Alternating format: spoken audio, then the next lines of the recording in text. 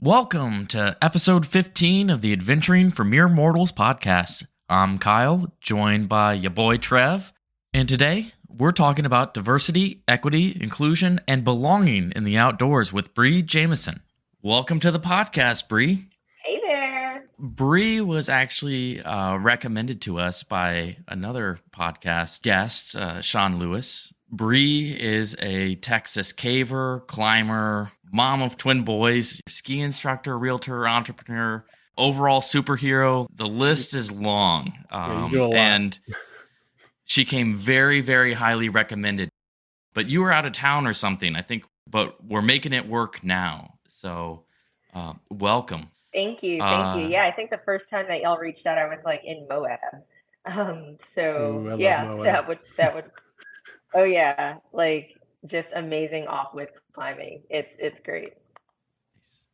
Yeah. So for all you listeners, Trev is under the weather and about to be on steroids. So I'm gonna be the driving force in this podcast. So bear with us. But Kyle's gonna be steering this. I've got some viral infection that I've had for 5 days and I just can't shake. So yeah, they're putting me on. I'm getting on steroids tomorrow to try to at least make me feel better while it runs its course. But other than that, it's that time of year where the whole family just gets sick over and over and over again. So I've been dealing with that for a couple weeks. But yeah, just fixing stuff on my house because the weather's still kind of gross outside up here in Illinois. But other than that, randomly, my daughter, who's 6 now, has sign language. So I found basically a Duolingo for sign language that my daughter and I do every day now. So I don't know why she's so excited about it, but it's really cool. And I'm learning along with her because I know very little sign language. That, and I guess before I was sick, I'm finally getting back into donating plasma and platelets. So when I lived in Louisiana, I would do it every 2 weeks, like clockwork. I was almost up to like 100 donations, and it took me like a year to find a good place I liked up here. So now I'm getting back into that again. So nice. It's about me. What about you, Kyle? Busy with work.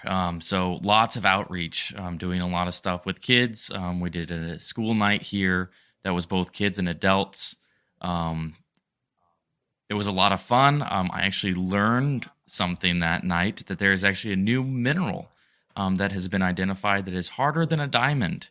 It is not occurring on Earth. It was found in a meteorite, but it's lonsdaleite or something along those lines. So it's always fun when you do outreach and you actually learn something from the kids.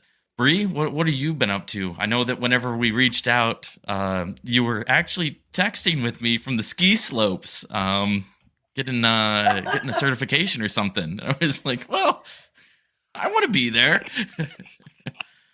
Yeah. When you reached out about us recording, I was actually in Big Sky, Montana, with Women of Winter, which is a nonprofit organization that I was part of the inaugural class back in 2021. I got my Alpine Level 1 ski instructor certification through PSIA AASI Northern Rocky Mountain Division, and that was awesome. And then I went back this it's still this month. Oh my gosh, it feels like over a month ago, but this month, and I got my Children's Specialist 1 certification. So, it's still crazy to me, like that I have 2 ski instructor certifications and I live in Texas. People are like, you're a what now? How's the snow down there? But I was doing that. I recently started a new business here in San Antonio called Furryland. It's a mobile pet grooming service. I'm doing that in addition to real estate with Coldwell Banker, which I've been doing for a while now. still momming my twin boys, which don't really feel like twin boys anymore. We were just wrestling the other night, and I was like the reigning champ and able to like get both of them at once. Um, but now I have been defeated, and I can only take them on one at a time and still win. Um, so, my ego is still a little bruised from that. But yeah, just, getting out, listening to live music and enjoying nature as much as I can, whenever I can. It's always tough, but yeah, just kind of trying to find that balance and juggle everything. Yeah. Since we don't post the video, I have to comment on the wall of gear that is behind Bree right now. It's spectacular. I think you might have more gear than me. It looks like. It's a little bit of a mess right now. And I can kind of like it goes like way up, right? Oh, And wow. Yeah, it's a lot. So my partner and I met over our love for nature, and we decided that, when we were like, getting this new place together, that we wanted to build something that was like a bit of a dream catcher for this giant wall that's in front. Yeah. The house is Mm-hmm. kind of asymmetrical. And we were like, what do we want to dream about? And we were like, adventures, like what can we do? And then we also needed like space to store all the gear for all the different things that we do, which is like rock climbing, skiing, like all the things. And we were like, where are we going to store all this stuff? And so we made a wall. And I say we, I was kind of like, the snacks and desserts person. No, I'm just kidding. But yeah, like we came up with this idea and we built it out together, and it was a lot of fun. It's like a weird pastime that we have, but we enjoy doing like carpentry projects together. Oh, that's He's cool. like really skilled, and so yeah, it was a fun little activity.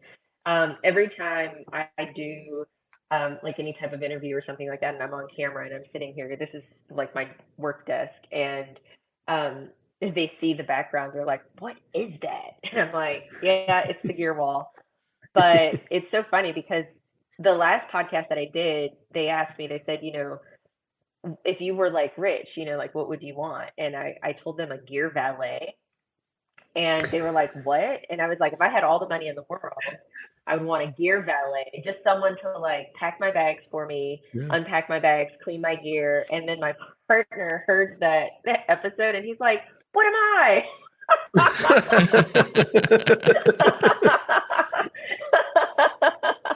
So that was pretty funny. That's great. All right, Trev, I'm making the executive decision.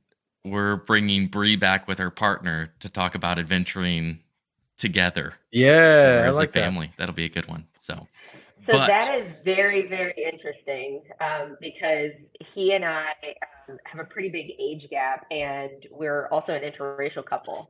And so we experience the outdoors in a very, very different way. And yeah, that'll be fun talk. Yeah, definitely. That was a fantastic segue into tonight's main topic: diversity, equity, inclusion, and belonging in the outdoors.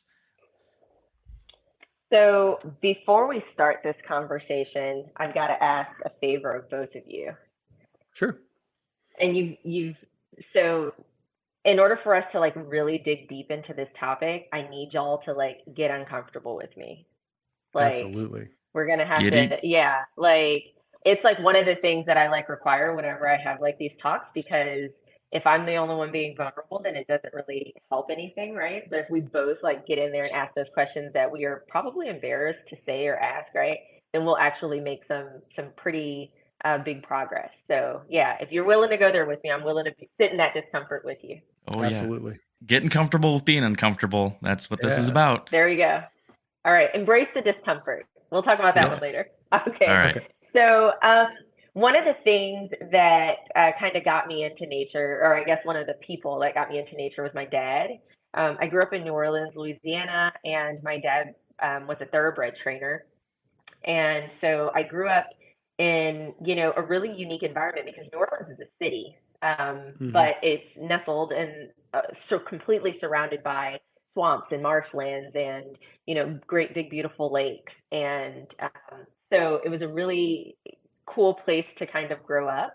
And I remember, I remember at the time kind of always seeking out nature, but it wasn't until I was an adult that I actually reflected and realized what I was doing. And unfortunately, that reflection came at a cost, right? Like, I didn't actually start reflecting on my love for nature until I was diagnosed with treatment resistant depression. Um, Wow. and yeah, I was working, I had a great job doing some corporate work. It was pretty awesome, but I kept finding myself like um, getting burnt out. And so I was like, you know what, maybe I just need like a change of pace. And so I left that work and I went and I started running an animal hospital for one of the largest nonprofit shelters in Texas. And that work was even more amazing. And so I was like, okay, yeah, this is gonna, be great. But then like I'd go to work and I was like noticing that I was like tired all the time and I was forgetting things and I was really irritable and I didn't have any energy. And I thought I go to the doctor because I'm like, something's wrong with me, right? Like maybe my thyroid's like messed up. And they run all these tests and the doctor's like, actually you have depression and it's treatment resistant. We've been trying all these things. They tried all these different meds and treatments and nothing was working. And I had a therapist that was like, hey, so when was the last time you remember being like blissfully happy, like without anything, going on? And I was like, well, I'm not unhappy right now. But I guess the last time that I remembered being like blissfully happy was when I was a kid. And she's like, tell me more about that moment. Like, go to that moment and tell me what's going on. And so, and actually, this happened during a ketamine treatment. So I don't know if y'all have ever tried those, but they send you through this ketamine treatment, which is quite literally like being thrown into the multiverse. I don't know if y'all are like Marvel Hmm. fans and you've seen like Yeah, that scene where like Doctor Strange is like rushing through the multiverse. That is what ketamine Hmm. feels like. And really. so they pull you out of it and then you speak with a psychoanalyst and they kind of help you, find some answers. And so she's asking me about this and she's bringing me back to this moment and I'm describing things and she has all these notes and all of the notes are descriptors that are identifying aspects of nature. I was talking about the water, the smell of the air, the feel of the sand under my feet, the responsibility of having my horse because I would always like take my horse from the stable and we'd like sneak over and go to the lake, which we had to like cross this major street and like then go up the levee and over train tracks and then get to the lake. But like I mean, I'm describing all these things, and she's like, so nature is your happy place, and you should definitely make an effort to get back there. And so I did, and I remember going on a trip to a backpacking trip to the Guadalupe Mountains, which is it's a mountain range in Texas, the highest peak in Texas, Yeah. right? Little bitty baby peak, like 9,000 feet. But I remember doing that backpacking trip and feeling so comfortingly insignificant. And it was Yeah, That, that's one of the best feelings. Do you know what I mean by that? yeah, I know exactly hmm what you mean, but I've had that experience. it sounds weird to say, but Yeah. yeah, I know exactly what you mean. I've had that experience in Like, that park. yeah, like it'll do that to you. There's something about like being on like McKittrick Ridge and like you're walking through and you are just like completely enveloped in the majesty of these great big mountains, which Yep. at the time I thought were great big mountains. I hadn't really seen real mountains yet. Um, and so, I was there and I just felt like none of the things that I had going on mattered. Like, no matter how bad I thought things were when I was living my day to day life and in the mix of things, none of that really mattered out in nature. I was able to completely let go. And it was almost like this freeing feeling that was kind of like my spirit was like just coming out and like frolicking, right? Like it was Yeah. amazing. And so I became addicted to that feeling and started to chase it every way that I could. And then the next thing that I ended up doing was so while I was there, did you do Devil's Hall while you were there? I actually worked in the park. So that was my Monday morning, Okay. was climbing the ridge every day and going out and locating the caves in the backcountry. Once we found enough there, then going out and mapping them and everything. So I have been all over that park.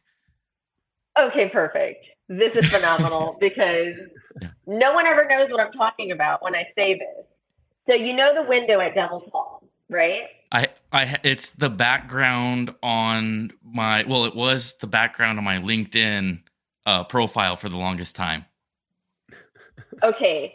So the wall, if you're looking, if you walk through the window and then you turn around and you look at it, that Hmm. feature to the left, I decided to free solo that before I knew what free soloing was. Wow. Oh, I saw it and I was like, this is beautiful. I want to climb it because it's calling out to me. So I start climbing it. And this was, again, before I even knew what free soloing was. So I couldn't even comprehend the dangers. I just knew that I could do it. And so I did do it. And so I start climbing and I get maybe like, I don't know, my partner has this video that I've got to share with you, Kyle, because it's a video of me like maybe like 60 to 90 feet off the ground, Yeah. and I grab onto this hold and it literally like breaks free and like I can see it in slow motion like crack to the ground and I'm like, I'm a mom of twins, maybe I shouldn't be doing this.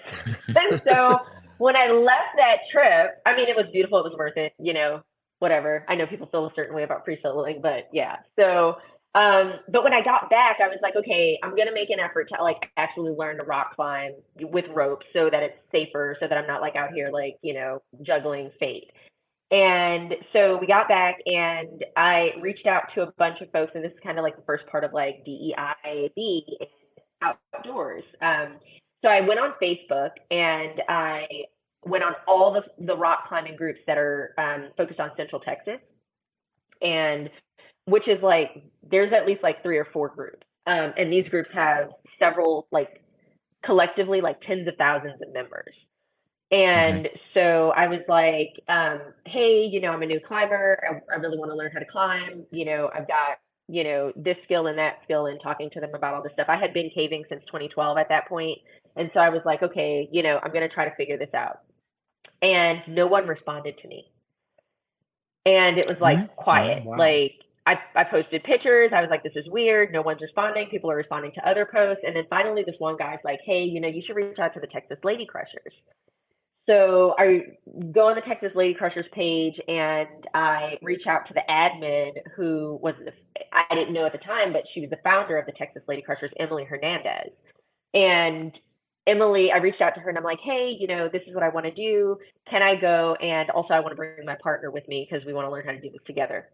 And she's like, so, we don't have any co-ed meetups right now, but, you can definitely come out. And when you come out, we'll make sure that you have a great, experience, and we'll provide everything that you need. She had like this really unique thing that she was doing for free for the community, where she was teaching folks how to That's rock cool. climb, but she was focused specifically on women and non-binary or non-gender conforming individuals. Okay. And so Mhm. I was like, oh, cool. But also, like, I started this with my partner, so I kind of want to, do it with my partner. So I didn't take her up on her offer right away. And instead, I decided to start driving with my partner on Tuesdays. She put me in touch with someone else, and I started rock climbing on Tuesdays and Thursdays. We would battle traffic driving from San Antonio at 5 p.m. at the end of our workday all the way up to Austin just to Oof. rock climb for like maybe an hour or so, and then come back down to San Antonio every Tuesday and Thursday night. And we did that for a couple of months just so that we could learn how to climb. Yeah. And, the group that we had, they were really welcoming. They were super understanding that we were new and that we wanted to learn how to climb. But I thought it was weird that no one really, took me seriously when I posted initially, and that Mm. I had to be referred to a women specific rock climbing group just to kind of, make those connections and learn how to climb, when others were like just posting and, getting belay partners like that. And so I was like, that's a little odd. And it wasn't until I had the opportunity to really start climbing with the Texas Lady Crushers, and Emily Hernandez kind of became like a big sister and mentor to me, that I was able to understand more of the social aspect of rock climbing, and historically that rock climbing had been a very white male dominated sport for a very long time. Um, and so, yeah, that kind of spun off into, a whole bunch of things, but that's kind of how I got started. I do need to tell you like a quick, and I swear I will keep this like 1 minute, a quick story about how I started caving because I just think it's great. So I am like a mom of these little twin boys, right? This was 2012, so they were 2 at the time. And so my boys, they were like, like toddlers, and I was like trying to find like an out, and my ex-husband at the time was like, oh, I'll just like get you some movies to watch. And so he got me this movie called The Descent. Have you seen it? Mm-hmm. Yeah. Okay. Terrible film, by the way. But I watched this movie and I think to myself, wow, that is so cool. Where are they and how can I get to where they are? And so then I look up how to go caving in Texas and I find all these hits. And then I'm like, okay, how to go caving in San Antonio, find the Bear Grotto. And the meeting is the very next night. And so I go to this meeting. Yeah, I go to this meeting and I walk in, and everyone is very curious about what this new person is doing there and trying to make sure that I'm not lost. And they invited me to go caving the very next night. And I had like this lovely bones moment where, because the guys that invited me to go, they were all like these very large white men. And my family had been telling me, don't do this. Like, they're like, that is some white people shit. Like, don't do that. And I was like, no, it'll be fine. I really want to do this thing. So y'all should like be okay with it. And so I go, and these very tall, very burly men open up this cave. And I don't know if y'all have been to Robber Baring Cave in San Antonio. The entrance is at the bottom of a sinkhole, and there's this wrought iron gate that you've got to kind of open. And anyway, it's this little hole, and for a first time caver, you're like, oh my gosh, this is kind of intense. And so they tell me, you go in first. And like in that moment for a second, I was like, shit, my family was right. Yeah. But then I go in and I had the best time, and it was wonderful, and I was like hooked on caving like from that moment. So yeah. Well, I'm glad it turned out to be a positive experience. Yeah, and kudos for you for being like super proactive. And it's like, I want to do this thing. You're out there. You're trying to find any group that you can go out with, and it's awesome. Yeah, but I feel like there are a lot of folks who look like me that don't really have that level of comfort to be able to go out and try the things that maybe they do want to try. And there's so many reasons why, right? Like if you ask, well, why is that, Bree? Right? There's like, we could sit down and have like breakfast, lunch, and dinner, and I could still be telling you why. But I think that in a nutshell, right, it's because they don't feel a sense of belonging. And in order for them to feel a sense of belonging, there's a lot of things that need to happen before they're even exposed to that thing, right? The pre-work needs to be done in those communities. And that looks like inclusion, right? Mm-hmm. Asking those hard questions, sitting in that discomfort, finding out, what's appropriate to say, ask, and do before you start inviting people, into those spaces, so that when they do come, they don't feel ostracized, that they actually do feel a sense of belonging. And then making sure that their welcome into those spaces is an equitable welcome. Folks that have been historically marginalized often have different sets of needs and start in different places. Mm-hmm. And so it's really important that an extra effort is made to make sure that when those folks do arrive, that they have what they need to be able to kind of start at the same level that everyone else is starting at. And so that's how you get to diversity, right? Like diversity is the answer. It's the utopia, but, to actually get there, there's a lot of pre-work that needs to be done. In your mind, what does that roadmap look like? So in my mind, that roadmap looks like, well, let's take caving, for instance, right? Mm-hmm. I think that it's really important. When you talk about diversity in general, it's really important to understand that a couple of things, like a couple of pieces of information and data that's available to the public. the first thing to understand is that the outdoors are in the United States, right, are a very white male dominated space. And Hmm. it is becoming a more diverse space as time goes on, but it's not happening in a way that is parallel to our demographics nationally. So the US Census Bureau projects or predicts that by the year 2040, as early as the year 2045, that the US is going to become a majority minority nation, which means that there will be more people of mixed race and nationality than there will be white people.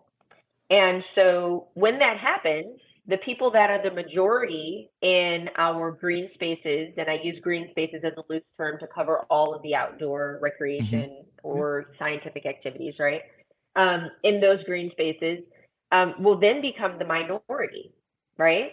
Because Hmm. it's the, and so then when you think about what will happen to our country's leadership if the demographic of the nation is changing, that means that the demographic of our decision makers is also going to change. And if we don't make an effort to actually diversify our green spaces, then we won't have people in decision making positions to protect those green spaces and to protect those different facets of our life that are really important. And so one of my favorite quotes is actually by a Senegalese forestry engineer and environmental activist. His name was Baba Diou. And he said that in the end, we'll only conserve what we love, we'll only love what we understand, and we'll only understand what we're taught. And that taught piece is really important, right? Hmm. Because in order for diversity work to be meaningful and be impactful, someone has to teach someone else. And that's an action, right? That's a verb. That's Hmm. something that we have to do. And it's not something that we can be passive about. It's not something that you can say, oh, well, no one's stopping them from coming out here, because that's a passive approach, right? You've got to actually put some action behind your words and actually teach folks to love these spaces that deserve to be protected, to love these different recreational activities that are so meaningful and so beneficial. So there's a whole, gambit of things that I can throw in there, but to not go too deep into it because I know that our time is limited. If we were to make that effort of actually creating equitable access and then doing the pre-work, and what does equitable access look like, right? Folks are often like, yeah, we need more equality. Equality is a farce. Equality is not a real thing. Yeah. There's a major difference between equity and equality. Equality is giving everyone the same thing and assuming that Hmm. everyone starts in the same place. Yeah. But that doesn't make sense because we all know that not everyone starts in the same place. And in order to actually have an impact, you have to meet people where they are. And so equity is the answer to where equality fails. Equity means that you give folks what they need to succeed so that everyone is able to get to the same outcome, even if they don't start in the same space. There's Yeah. a I like that. wonderful illustration. I don't know if y'all have ever seen it, but I can definitely share it with you. And it's three people at a baseball game, and they're all standing behind a Yeah. fence watching the game. You've seen it, Trev? Yeah, I Yeah. have. So, I will put it in the show notes so for sure. yeah, definitely put it in the show notes. And it just describes how, like, equity, equality, and liberation are very, very different things. And yeah, if you haven't seen it, you should definitely look it up. I don't know who the author or who the illustrator is for that. And I've looked it up multiple times and haven't come up with anything. But yeah, I would definitely love. So if anyone listening to this knows who illustrated that, definitely reach out and let us know. I think also it's important to note that the work of inclusion is something that is pre-work, right? People think that inclusion is about welcoming. Inclusion is not about welcoming. Inclusion is about talking to your people, the people that are already there, that are taking up space, and making sure that they understand what is necessary of them, what are the actionable items that are necessary of them in order to make the people that you are trying to bring into your community, to diversify your community, feel a sense of belonging. And so belonging, and inclusion go hand in hand. One can't exist without the other. Diversity cannot exist without the work of equity and inclusion and belonging happening. And so, like, diversity and belonging are really like the consequences of making sure that you do equitable work, that you provide that equitable access, and that you do the work of inclusion beforehand. And then folks are like, well, what does the work of inclusion look like beforehand? And the Access Fund here in America did a wonderful job of inclusion. They had actual trainings with qualified individuals. I've seen so many DEI trainings that are taught by, folks that, maybe took a certification online, and they've never really lived in, in that space. And so, you don't really get the most value out of those. But it was really cool to see the Access Fund do those trainings with folks that actually were able to add value to those conversations. And then they created an initiative called the J.E.D.I initiative. Now, J.E.D.I stands for Justice, Equity, Diversity, and Inclusion. Mm-hmm. And so you normally hear like that as like, there's so many like diversity acronyms, right? Like there's DEIB, there's DEI. And before the George Floyd incident kind of took the nation by storm, which those things have been happening, right? Like it was just a very publicized, tragedy. But when the world was able to finally see that, one of the things that happened was justice was added into DEIB. And that kind of really shifted a lot of the work that diversity professionals do. So I've always struggled with the definition of that justice. Yeah, so the justice aspect of it is the part that kind of goes hand in hand with equity. So I kind of said how in DEIB, right, if we add justice to that, inclusion and belonging kind of go hand in hand. Those are neighboring thoughts. Well, equity and justice go hand in hand. Those are also neighboring thoughts. And the reason that I believe that to be true is because in order for you to have justice, you have to realize, you first have to identify that we don't all start in the same space. And you have to take action towards making amends for the fact that we don't all start in the same space. So what does that look like, right? The American Access Fund had a really, really cool way to enact that. And so what they did was so in Texas, Kyle, you'll know this, we are over 90% privately owned land. And so in order organizations like the Access Fund do an amazing job because they help us get access to these spaces for outdoor recreation that previously we would not have access to. So there's a ranch that's adjacent to Enchanted Rock in Central Texas that the Access Fund was able to secure for this initiative, specifically for this initiative, and it is amazing. Like gorgeous, sharp pink granite that you just like grab on and it's like Velcro. It was just an amazing, amazing place. Untouched rock that had not been developed into a crag. And they were like, okay, this is great. We're going to work on getting access to this space so that we can, develop it into a rock climbing area. And instead of giving access to everyone who's been a route developer, and so there's, some data that I had been given when I started on this journey with the Access Fund and Black Diamond and the Texas Lady Crushers.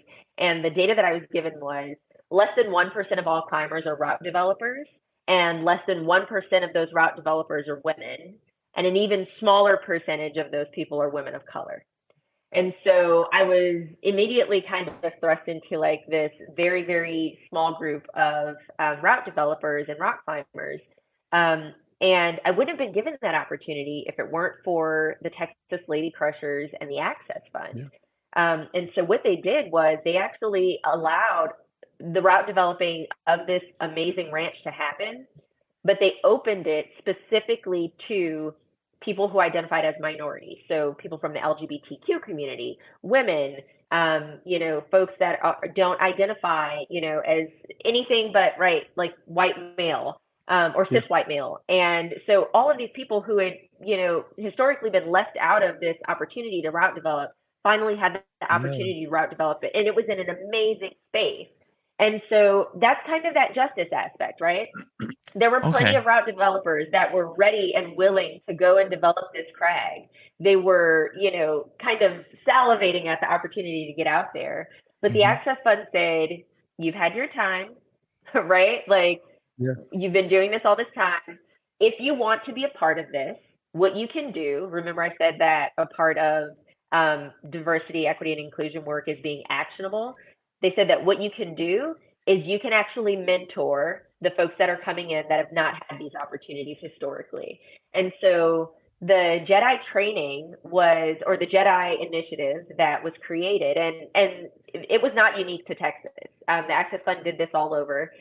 Texas was one of the places that got to have a J.E.D.I initiative. And so they had all of these very seasoned route developers who were, you guessed it, all white men, come out, and they were able to kind of mentor us and show us the ropes, so to speak, and allow us to learn from them. But what was so unique was that in learning from them, they had so many questions for us. That's And cool. all of us, all of the women that were involved in this initiative, we were all very, very open to answering those questions and getting comfortable with them. In fact, in the beginning of the episode, I asked y'all to just embrace the discomfort with me. My very first rock climbing route that actually made history. I became the first Black woman to bolt and climb a first ascent in Texas. That was, I named that route Embrace the Discomfort because in honor of that weekend.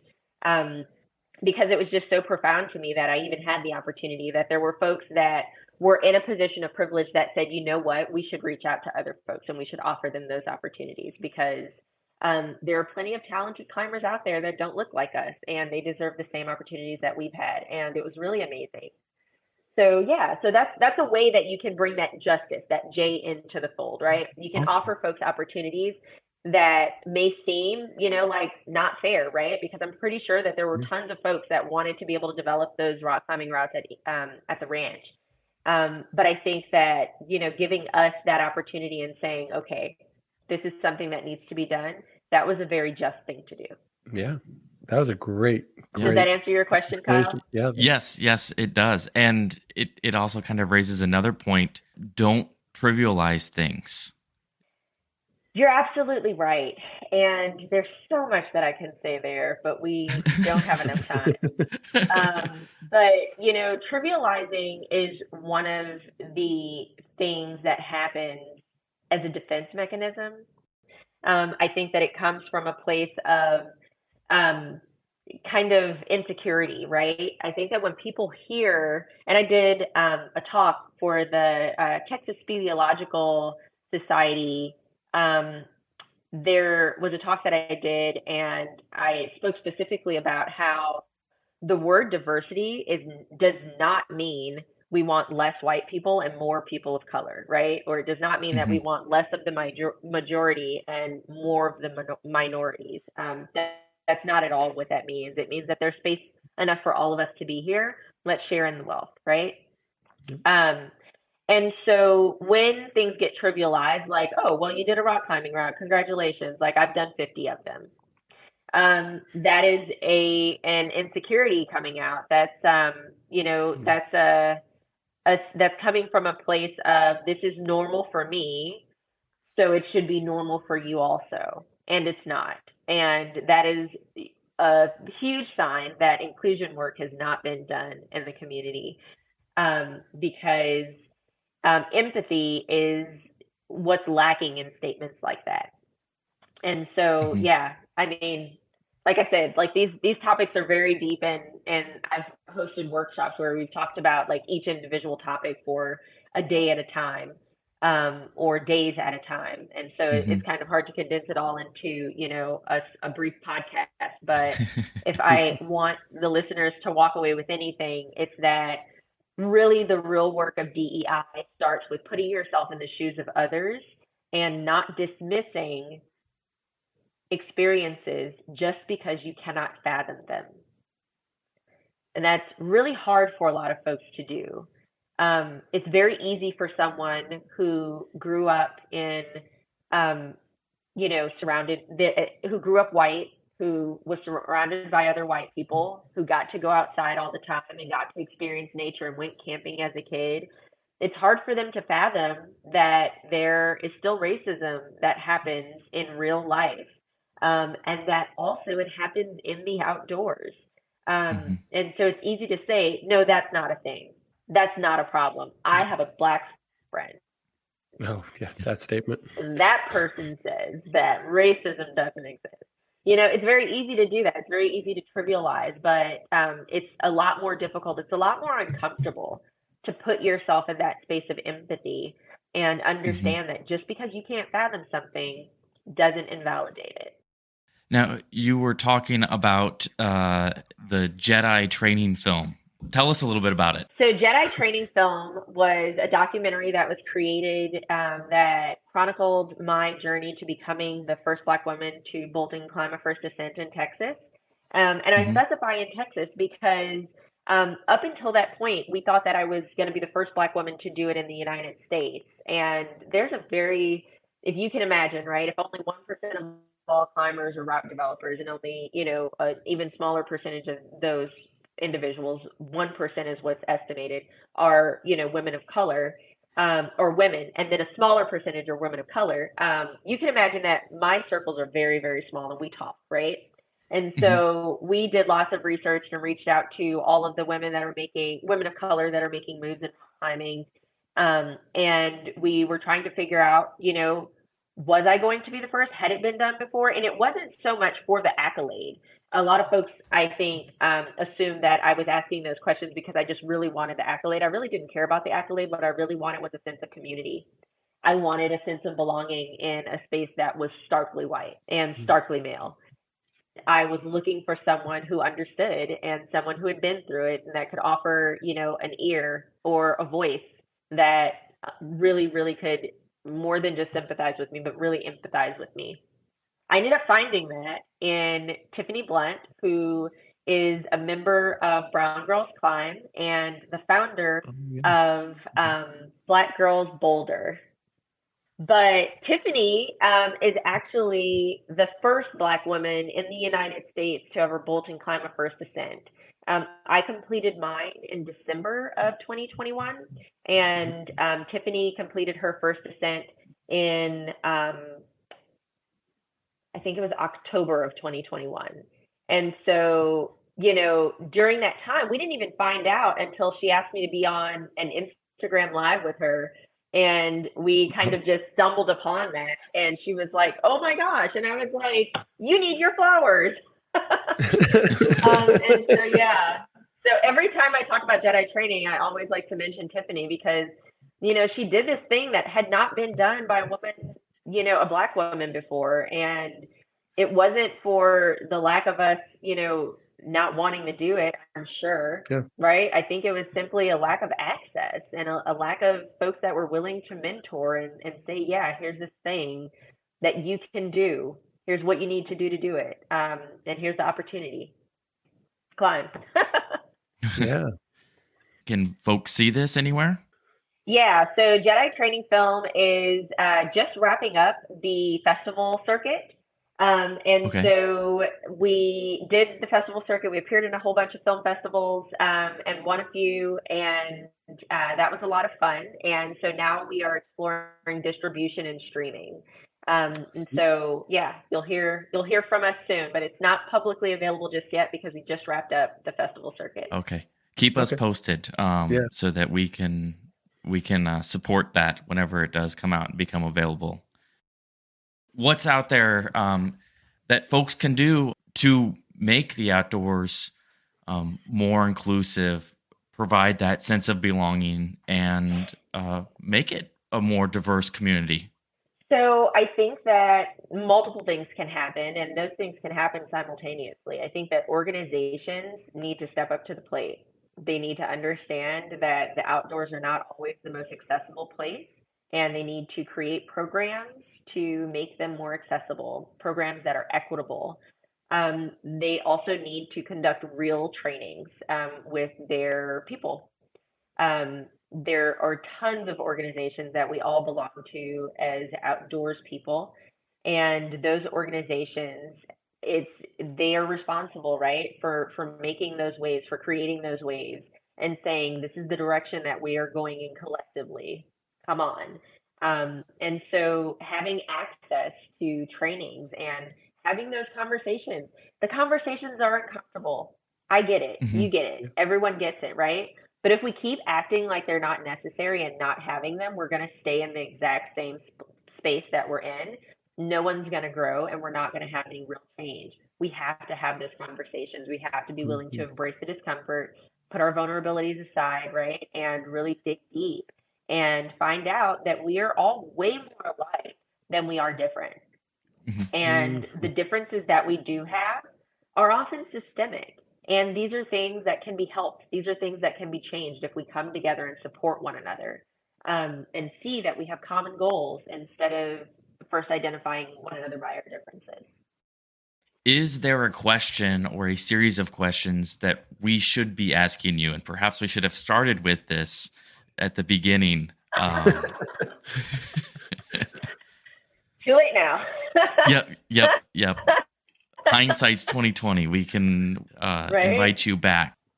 So, as far as questions that you should be asking me, I don't know that there's anything that you should be asking me. I'm not a very like self-important person, right? Like I know I do all these things, and I've done a lot of things, but in my mind, like I'm just like Xander and Zayden's mom.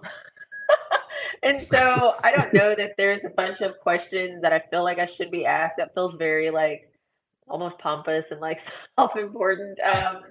So yeah, I don't know things that I want to share. Yeah, I mean, like my passion is like DEI and outdoor spaces. Like Dr. Yeah. Richard Louv, when I first started my journey of like exploring nature as an answer to healing myself. Um, when I first started doing that, I read several books by Dr. Richard Louv, and one of my favorites was The Last Child in the Woods. And that was just a profound book. And then I read Vitamin N, which was amazing. Vitamin N is in nature. And I Mhm. was experiencing it as I was reading it. And then I got to go and see him speak in person in Austin with one of my um, oh my gosh, I don't even know what to call her. She's just an amazing person and mentor. Jeanette Honorman, who is just one of the most amazing people that I've ever met and kind of served as a catalyst for a lot of the work that I do here in San Antonio, with, diversity, equity, inclusion work in the outdoors. She is the reason that I was able to start more outside, which is minorities in outdoor recreation and education. And it's just a small little organization that, gets around by word of mouth. We were recently, we've been acquired by the San Antonio River Foundation and as a program that they offer to the community now. And so with that backing, we're able to expand and grow what we offer to the community a lot more. But it's just about getting folks outside, and teaching them to comfortably and responsibly enjoy the outdoors, um, in meaningful, impactful, and repeatable ways. Because, as a minority, it's very common for us to have opportunities to get outside, but everyone does everything for you and they show you how to do this thing. And it's like, okay, but how do I repeat that? How do I, Yeah. bring my family and my friends out to go and experience this thing? And so, yeah, lots of amazing work with the Texas Parks and Wildlife Department. Um, yeah, so just really cool stuff going on here locally. Cool. Well, Trev, do you want to ask your favorite question? Yes, I would love to ask my favorite question. We ask this of everybody, or I ask this of everybody. What is your biggest outdoor Okay. mistake?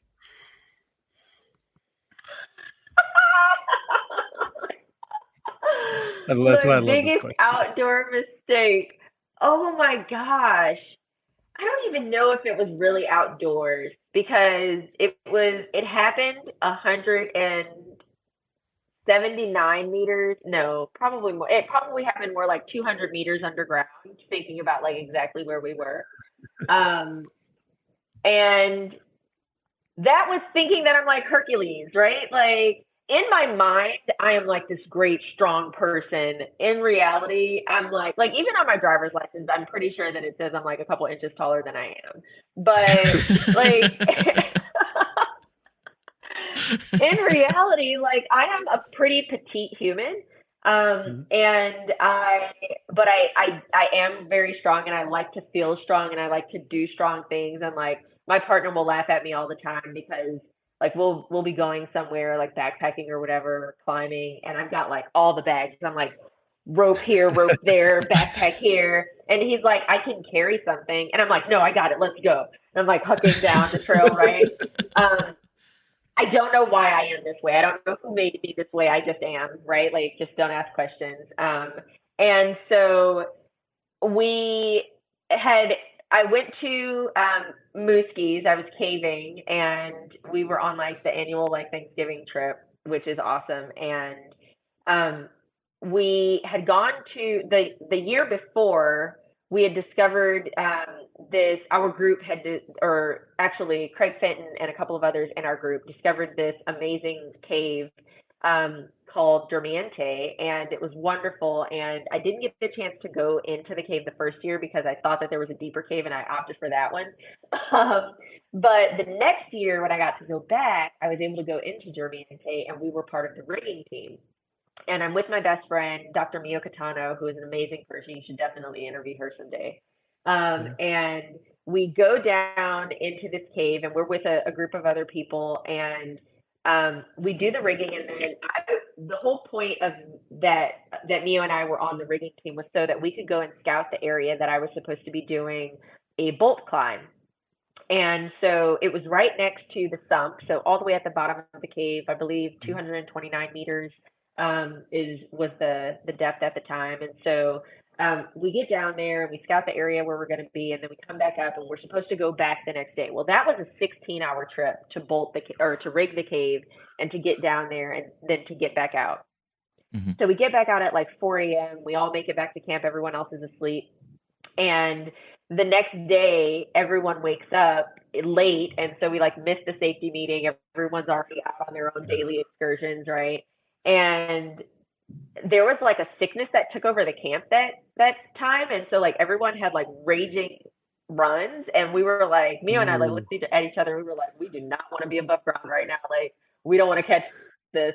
And we had gone there to go caving, and so we were like ready. Like, we had only had like, you know, a couple hours of sleep, and we were like, let's go back underground. And so we're asking around in our group of the people that had stayed behind that day, and we're like, hey, are you ready to go back to Dermiente? And everyone's like, what? No, we just did a 16-hour trip. Like, we're gonna rest today and we'll go back tomorrow.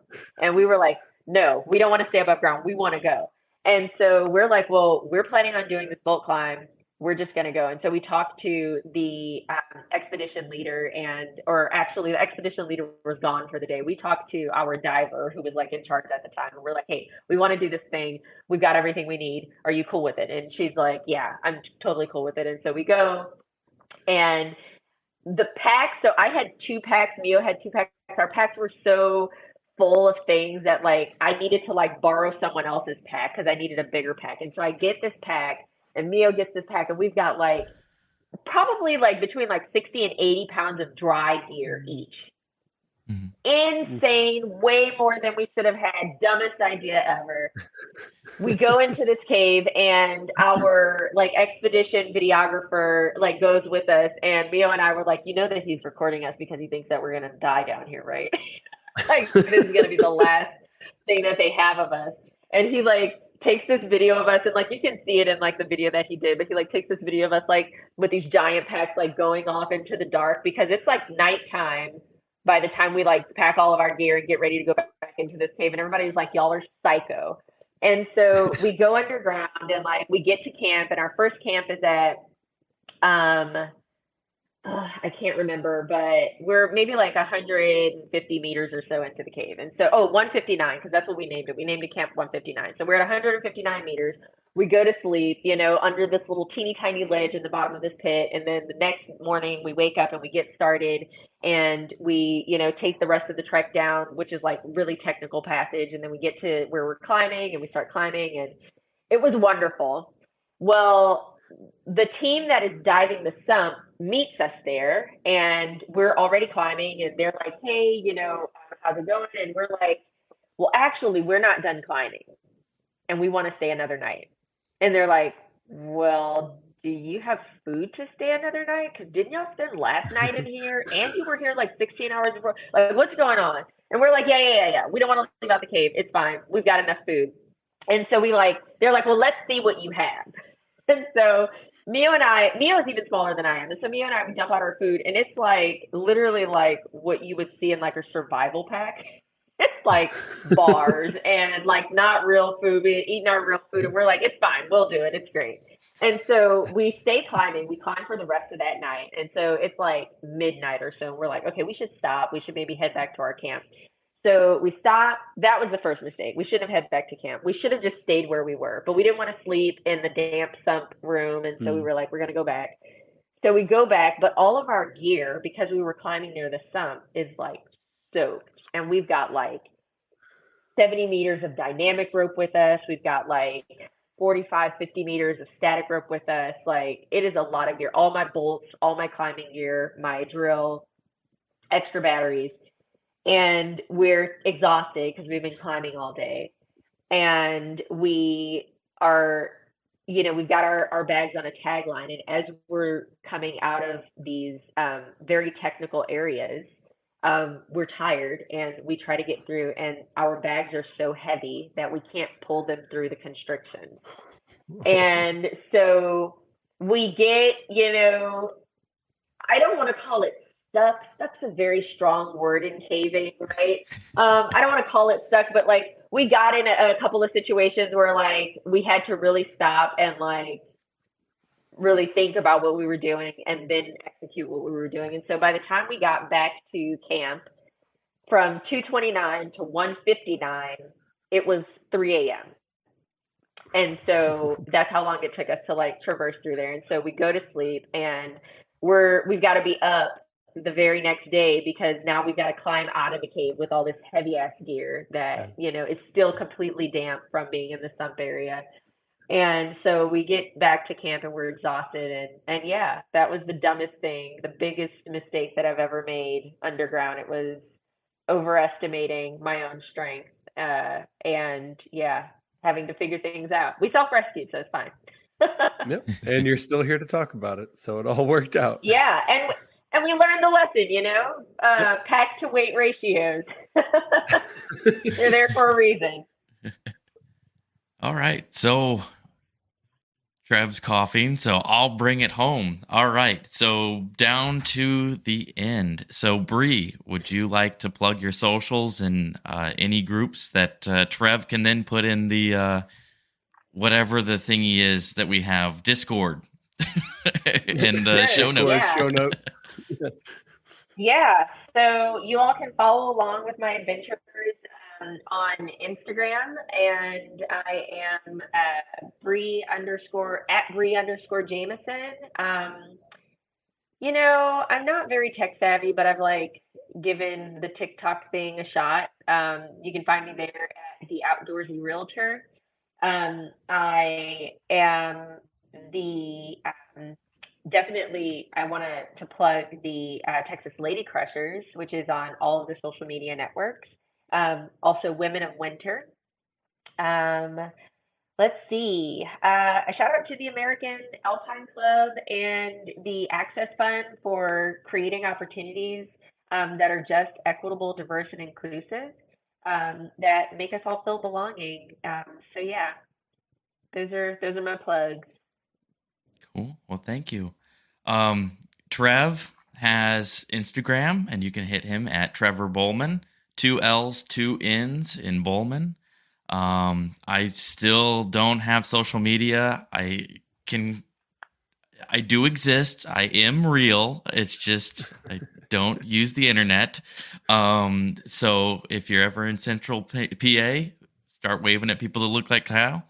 Our email is adventuringformeremortals@gmail.com.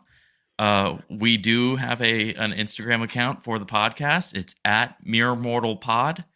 And there's the Discord in the show notes.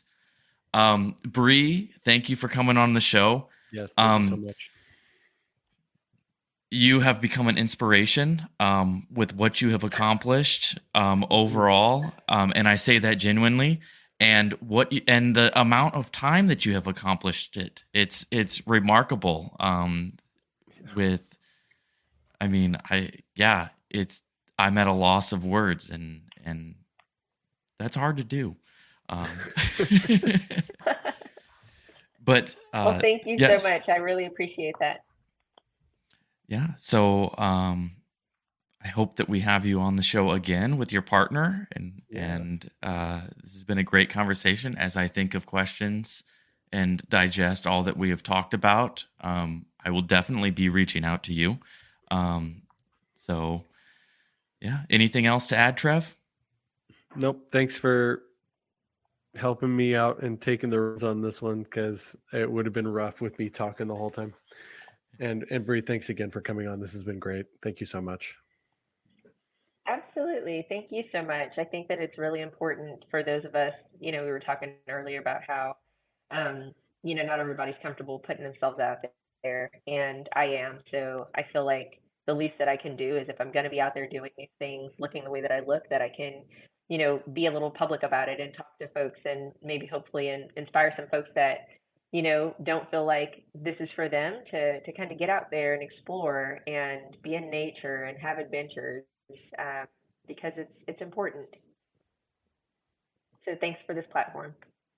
No problem. Absolutely. And on that note, get out there, be safe, invite a friend, encourage someone to go experience something new, and we will see you next month. Bye. All right. See y'all.